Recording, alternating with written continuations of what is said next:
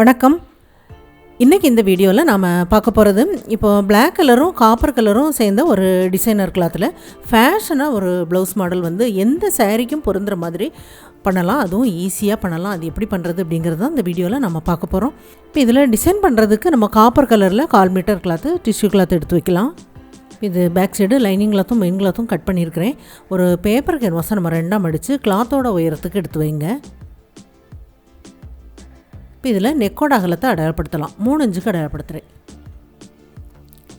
நெக்கோட உயரம் 9.5 இன்ச்சு அடையாளப்படுத்துகிறேன்.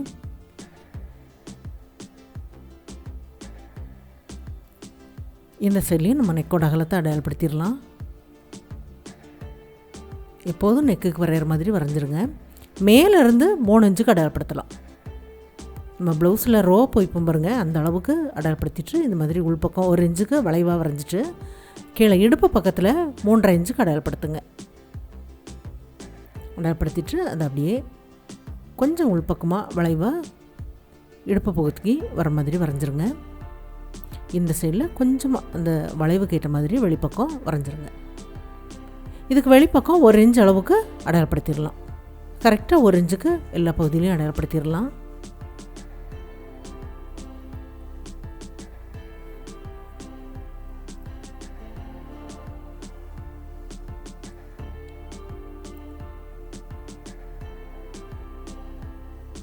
வெளிப்பக்கம் வரைஞ்ச லைனில் அப்படியே கட் பண்ணி எடுத்துடலாம்.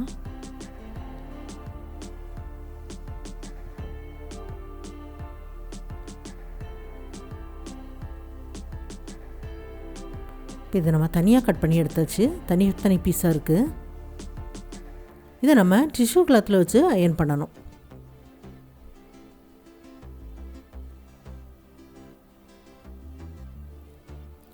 உள்பக்கம் உள்ள பீஸ் வச்சு அயர்ன் பண்ணுங்கள்.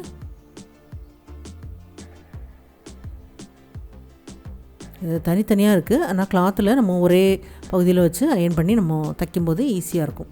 அதனால் உள்பக்கம் உள்ள பீஸ் வச்சுட்டு அயர்ன் பண்ணுங்கள். அளவுகள் மாறாமல் சரியான அளவுக்கு வரும்.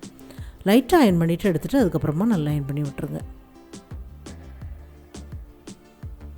நம்ம தனியாக கட் பண்ணி எடுத்துடலாம். இப்போ இந்த பகுதி நெக்குக்கு கீழே இந்த டிசைன் வர்ற பகுதியை கொஞ்சம் இந்த மாதிரி 1 இன்ச்சுக்கு இந்த மாதிரி வளைவாக வரைஞ்சிட்டு அப்படியே எடுத்துருங்க.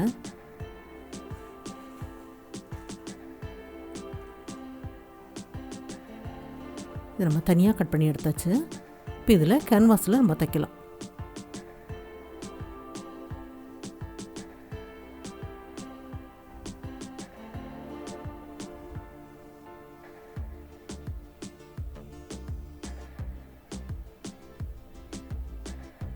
வெளிப்பக்கம் மடித்து தைக்கிற அளவுக்கு கிளாத்தை விட்டு கட் பண்ணி எடுத்துருங்க. இந்த சைடில் கேன்வாஸ் அளவுக்கு கட் பண்ணிடுங்க. இந்த சைடில் எல்லாமே கொஞ்சம் கிராஸில் கட் பண்ணி விட்டுட்டு அந்த கிளாத் அப்படியே மடித்து கேன்வாஸோட எட்ஜில் தைச்சிடலாம்.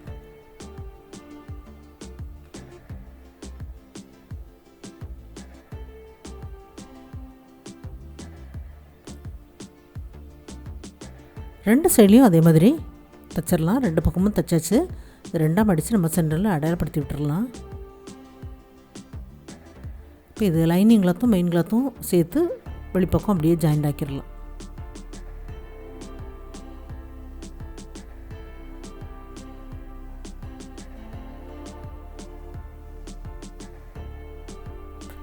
இது 2ஆக மடித்து சென்டரில் நம்ம அடையாளப்படுத்திடலாம். இப்போ இந்த பீஸ் அதுக்கு மேலே வைக்கலாம். கேன்வாஸ் மேலே தெரிகிற மாதிரி வச்சு நேராக ஒரு தையல் தைச்சிட்டு அதுக்கப்புறமா இந்த கேன்வாஸ் பக்கத்தில் கீழே வரைக்கும் அப்படியே ஜாயிண்ட் ஆக்கிடலாம்.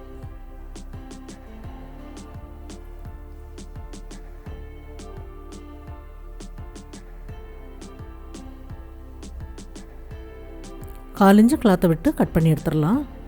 இப்போ கட் பண்ணி எடுக்கும்போது தனித்தனி பீஸாக வந்துடும். இல்லை எல்லாமே கிராஸில் கட் பண்ணி விட்டுருங்க. இந்த சைடில் கார்னரில் கட் பண்ணி விட்டுருங்க. நம்ம அப்படியே திருப்பி எடுக்கலாம். அந்த கார்னர் பகுதியில் ஏதாவது ஒரு கம்பி வச்சு இந்த மாதிரி வெளிப்பக்கமாக திருப்பி எடுத்துருங்க. நல்லா திருப்பி எடுத்துட்டு இதோட எட்ஜில் ஒரு தையல் தைச்சிடலாம்.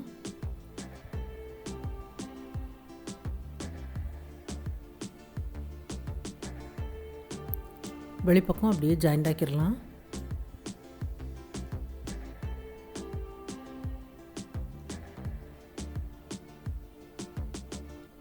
இப்போ இதில் பைப்பிங் பண்ணுறதுக்கு black colour poly cotton cloth cross piece எடுத்துருக்கிறேன். ஒன் சைடாக மடித்து தைக்கலாம்.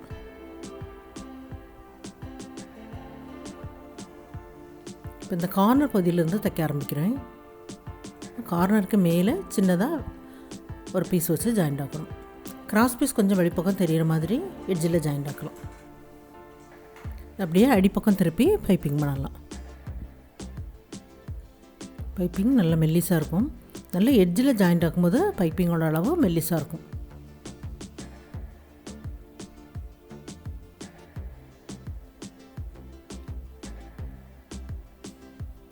இப்போ இந்த சைடில் சின்னதாக ஒரு பீஸ் வச்சு மடித்து தைக்கிற அளவுக்கு விட்டு கட் பண்ணி இந்த கார்னர் பகுதியில் மடித்து அடிப்பக்கமாக திருப்பி பைப்பிங் பண்ணுங்கள். இப்போ இந்த கார்னர் பகுதி இந்த ஷார்ப்பாக வந்து நல்லாயிருக்கும். நம்ம சேர்த்து தைச்சோம் அப்படின்னா இந்த அளவுக்கு ஷார்ப்பாக வராது. இது கிராஸ் பீஸ் 2ஆக மடித்து 1/4 இன்ச் அளவுக்கு தைக்கலாம். தைச்சிட்டு தையலுக்கு வெளிப்பக்கம் அளவுகளை ஒன்று போல் கட் பண்ணி எடுத்துருங்க. இப்போ மடிப்பு பக்கம் உள்பக்கமாக இருக்கிற மாதிரி, பிசுறு வெளிப்பக்கம் இருக்கிற மாதிரி அப்படியே அதுக்கு மேலே வச்சு ஜாயிண்ட் ஆக்குங்க. இந்த கார்னர் பகுதியில் அந்த நீடில் உள்பக்கம் இருக்கும்போது அப்படியே திருப்பி விடுங்க. மடித்து கொடுக்காமல் அப்படியே நம்ம தைக்கலாம். அதை திருப்பி தைக்கும்போது அந்த பகுதியில் மடிப்பு வரும்.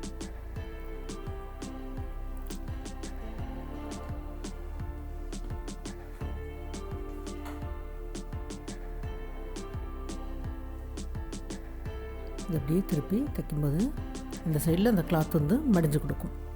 2 பீஸுக்கும் அதே மாதிரி தைச்சி முடிச்சாச்சு. இப்போ இந்த கேன்வாஸ்லேயும் அதே மாதிரி இதோடைய எட்ஜில் தைச்சிடலாம். இப்போ இதே அளவுக்கு ஒரு மெயின் கிளாத் எடுத்துருக்கிறேன். இதுக்கு மேலே வச்சு மேல் பக்கம் மட்டும் ஜாயிண்ட் ஆக்கலாம். சைடில் கொஞ்சம் தைச்சிட்டு இந்த சைடில் அப்படியே ஜாயிண்ட் ஆக்கலாம். சைடில் அதே மாதிரி தைச்சிருங்க. கொஞ்சமாக கிளாத்தை விட்டு கட் பண்ணி எடுத்துடலாம். அப்படியே திருப்பி எடுக்கலாம்.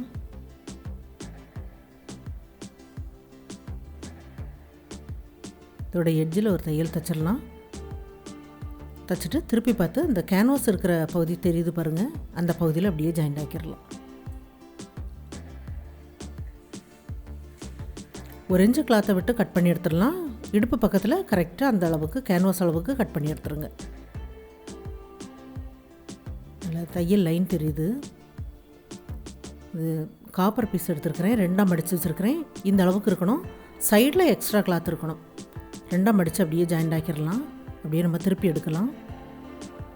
திருப்பி எடுத்துகிட்டு அந்த மடிப்பு பக்கம் அடிப்பக்கம் போகிற மாதிரி அப்படியே சேர்த்து ஜாயிண்ட் ஆக்கிடுங்க. ஜாயிண்ட் ஆக்கிட்டு கரெக்டாக சென்டர்லேருந்து அதை சின்ன சின்னதாக ப்ளீட் வைங்க. வச்சுட்டு இது எல்லாத்தையும் சேர்த்து வச்சு நம்ம மிஷினில் தைச்சிடலாம்.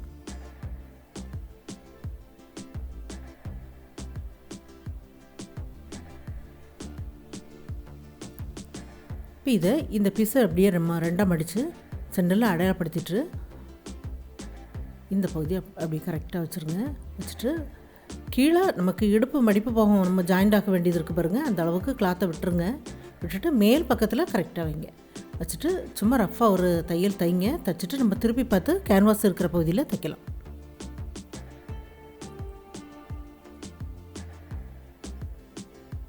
இப்போ கேன்வாஸ் இருக்கிற பகுதியில் அப்படியே ஜாயிண்ட் ஆக்கிடலாம்.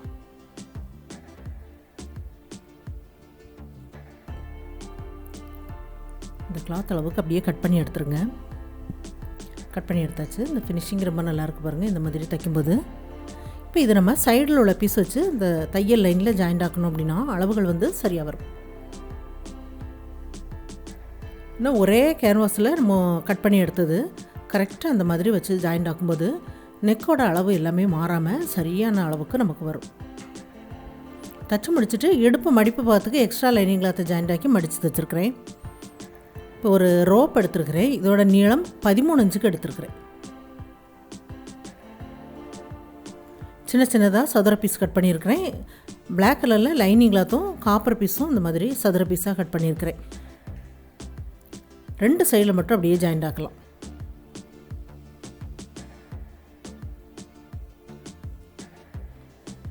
இந்த கார்னரில் கொஞ்சம் கட் பண்ணி விட்டுட்டு அப்படியே திருப்பி எடுங்க. அந்த கார்னர் பகுதி நல்லா திரும்பி கொடுக்கும். இந்த மாதிரி கட் பண்ணி எடுக்கும்போது உள்பக்கம் திக்காக இல்லாமல் இந்த கிளாத் வந்து கொஞ்சமாக இருக்கும்போது நல்லா இந்த மாதிரி திரும்பி கொடுக்கும். எல்லா பீஸுமே இந்த மாதிரி திருப்பி எடுத்தாச்சு. இப்போ இது 2ஆக மடிச்சுட்டு கொஞ்சம் பகுதி அடையாளப்படுத்திடுங்க. 2 ரோப்புலையும் அடையாளப்படுத்திட்டு இது அப்படியே 2ஆக மடிக்கலாம். அந்த பகுதியில் அப்படியே ஜாயின் ஆக்கிடலாம். அடுத்ததாக இன்னொரு பீஸ் எடுத்து கொஞ்சம் மேலே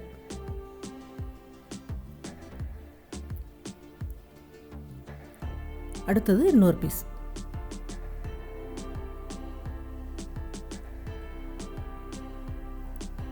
தைச்சிட்டு ஒன்றா நம்ம திருப்பி எடுத்துடலாம்.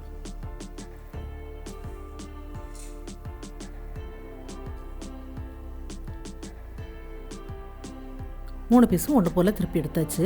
அதே மாதிரி 2 பக்கத்துக்கும் தைச்சாச்சு. தைச்சிட்டு இது அப்படி ஒன்று போல் வச்சுட்டு அப்படியே நல்லா தேய்ச்சி விட்டுருங்க. இந்த மாதிரி இருக்கும். நல்லா இருக்குது பாருங்கள். இது 2ஆக மடிச்சிருக்கோம் பாருங்கள். இந்த ரோப்பை கரெக்டாக 2ஆக மடிச்சுட்டு இதுக்கு உள்பக்கமாக விட்டுருங்க. உள்பக்கம் எடுத்துகிட்டு இந்த மணி எடுத்து அதுக்கு உள்பக்கமாக அப்படியே எடுத்துருங்க. எடுத்துகிட்டு நல்லா டைட்டாக்கி விட்டுருங்க. இவ்வளோதான். இதே மாதிரி நம்ம மேலே அந்த நெக்கு பகுதியிலையும் ரோப் வச்சு நான் தைச்சி முடிச்சிருக்கிறேன். அதுக்கு கொஞ்சம் பெரிய சைஸில் சதுர பீஸ் வச்சு தைச்சி முடிச்சிருக்கிறேன் பாருங்கள். இந்த ஃபேஷனாக இந்த ப்ளவுஸ் மாடல் வந்து எந்த சாரீக்கும் பொருந்துகிற மாதிரி பிளாக் கலரில் காப்பர் டிசைன் உள்ள டிசைனர் கிளாத்தில் நான் உருவாக்கியிருக்கிறது எல்லாருக்கும் பிடிக்கும்னு நினைக்கிறேன். ட்ரை பண்ணி பாருங்கள். இந்த வீடியோ பார்த்ததுக்கு நன்றி. மேலும் வீடியோஸ் பார்க்க அந்த சேனலை மறக்காமல் சப்ஸ்கிரைப் பண்ணுங்கள்.